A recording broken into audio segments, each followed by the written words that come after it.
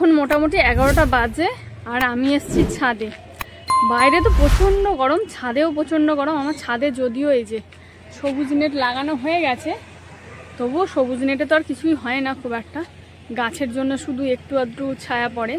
তো এই প্রচণ্ড গরমে কয়েকদিন তো যা গরম পড়েছে, মানে বাড়িতে টেকার দায়।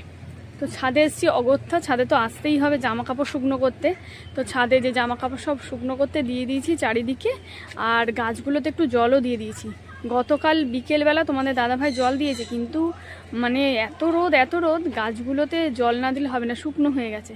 তো ছাদে যখন এসেছি জামা কাপড় দিতে, তো ভাবলাম একটু জলটাও দিয়ে দিই। তো অল্প অল্প করে আবার জল দিয়ে দিয়েছি, আবার হয়তো বিকেলে দেবো, না হলে কালকে সকালবেলায় দেবো।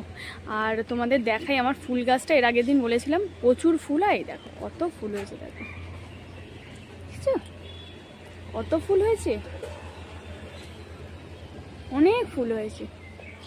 7খানা 8খানা ফুল হয়েছে, 8খানা টোটাল ফুল হয়েছে। গতকাল 2-3টে ফুল হয়েছিল, কিন্তু গতকাল মাম্মা আসেনি ছাদে, এত রোদ একদম আসেনি ছাদে ফুল তুলতে। আর ওইদিকে লাল জবা গাছটা দেখিয়েছিলাম যে ছোট ছোট কড়ি হয়েছিল, তাতেও একটা দেখলাম জবা ফুল ফুটেছিল কালকে, সে তো শুকনো হয়ে গেছে। মাম্মাম গতকাল নিতে আসেনি, তা আজকে বলবো একটু নিতে আসতে ফুলগুলো, কারণ এত ফুল না হলে নষ্ট হয়ে যাবে।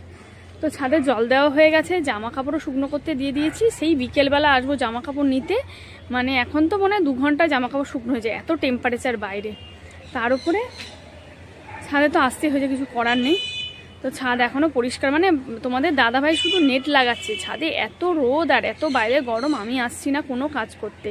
তো একটু জল দিতে এসেছি আর জামা কাপড়গুলো রোদে দিতে এসেছি, এই করি মাঝে মাঝে জামা কাপড় রোদে দিতে আসি।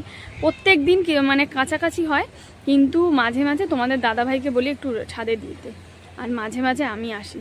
আর যেদিন অল্প থাকে সেদিন মানে ঘরেই মেলে দিই, ওই বাইরে দড়ি আছে তাতে মেলে দিই। তো চলো, এখন রান্না বান্না হয়নি, আজকে গোছানো হয়নি, তো এখন গিয়ে রান্না বান্না সব কিছু গোছাই, তারপরে আবার অনেক কাজ আছে। আর এইদিকে এই দেখো, সেদিন যে কলমি শাকগুলো লাগিয়েছিলাম, ভেবেছিলাম তো যে কলমি শাকগুলো বেঁচে যাবে আর কিছুই হবে না, তো বেশিরভাগই মরে গেছে, 2-1টা বেঁচে আছে। এই 2-1টা বেঁচে থাকলেও হবে, কারণ এই কয়েকদিন ভেবেছিলাম যে বৃষ্টি হলে একদিন তাহলে আর গাছগুলো মানে নষ্ট হতো না, কিন্তু যেদিন আমি লাগিয়েছি তারপর থেকে একটা দিনও বৃষ্টি হয়নি, তার উপর টেম্পারেচার আরও হাই হয়ে গেছে। তো তার ফলে আর কলমি শাকগুলো বাঁচলো না, কয়েকটা বেঁচেছে। এখন বেশ ভালো করে জল দিয়ে দিয়েছি, দেখা যাক কি হয়। টেম্পারেচার দেখেছো, রোদ খা করছে চারিদিকে, বাবা ফোনটাও আমার গরম হয়ে গেছে, এত রোদ চারিদিকে। প্রচণ্ড রোদ, এত রোদ যে কবে কমবে তার নেই ঠিক। আর এখানে গতকাল আমাদের স্ট্যান্ড ফ্যানটা খারাপ হয়ে গেছিলো, সেই জন্যে অগত্যা এই যে বড় স্ট্যান্ড ফ্যানটা আমাদের ভাড়া করে আনতে হয়েছে, না হলে এত গরমে তো একটা সিলিং ফ্যানে হবে না, 3তলায় ঘর, প্রচণ্ড গরম, সেই জন্য ভাড়া করে আনতে হয়েছে। তো এখানে এখন মাম্মাম আর আমি ভাবলাম রান্না করতে করতে একটু আম মাখা খাবো। কয়েকদিন আগে আমগুলো কিনেছিলাম, বেশ কাটতে গিয়ে দেখলাম অনেকটা লাল লাল হয়ে গেছে, তো ভাবলাম মাখা খাই। আর এখানে যে মাংস পরিষ্কার করে ধুয়ে নিয়েছি, মাংস রান্না হবে আজকে রবিবার, তাই জন্যই। আর এখানে ভাবছি আগে আম মাখাটা খাবো, একটা আম কাটা হয়ে গেছে, আরেকটা আম কাটবো, কেটে মাখা খেয়ে তবে গিয়ে রান্নার কাজে। আমাদের আম মাখা খাওয়া হয়ে গেছে, আম মাখা খেয়ে এখন মাংসের জন্য মশলা বানিয়ে নিয়েছি। প্রত্যেকদিন নর্মাল যেই মশলা দিই, রসুন, আদা, জিরে আর একটু কাশ্মীরি গুঁড়ো লঙ্কা দিয়েছি, তার সাথে দিয়েছি হচ্ছে টমেটো। তো ভালো করে মশলাটা এখন মাখিয়ে নিচ্ছি, মাংসের সাথে মাখিয়ে ঘন্টাখানেক রাখবো, তারপরেই রান্না বান্না করব। আর এদিকে আমি ভাতও বসিয়ে দিয়েছি, আর এখন আলু ভাজা হয়ে গেছে, মাংসের আলু ভেজে নিয়েছি। আর এখানে দিয়ে দিয়েছি ফোড়নে হচ্ছে তেজপাতা দিয়ে পেঁয়াজটা ভেজে নিচ্ছি, ভেজে নিয়ে তার সাথে মানে আবার একটু গরম মশলা ফোড়নে দেবো।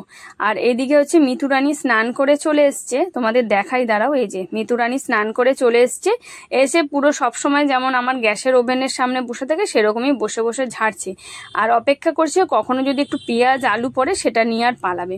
ও সব সময় রান্নাঘরে এলে এরকমই করে।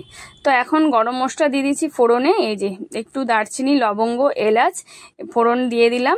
আর এবার দিয়ে দেবো 2টো কাঁচা লঙ্কা, আর দিয়ে ভালো করে ভেজে তারপরে মশলা মাখানো যে মাংসটা রেখেছি সেটাই দিয়ে দেবো। তো যতই গরম পড়ুক মাংস না আমার কাছে একটু লাল লাল ঝোল ঝোল না হলে ভালো লাগে না খেতে।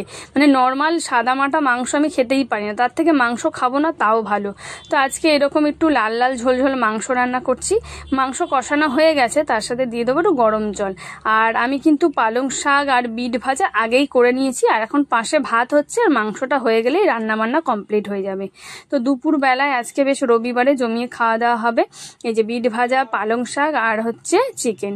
তো চলো বন্ধুরা, দুপুরের খাবার খেতে খেতে আজকের ভিডিওটা এখানেই শেষ করি। ভালো লাগলে লাইক শেয়ার কমেন্ট করো।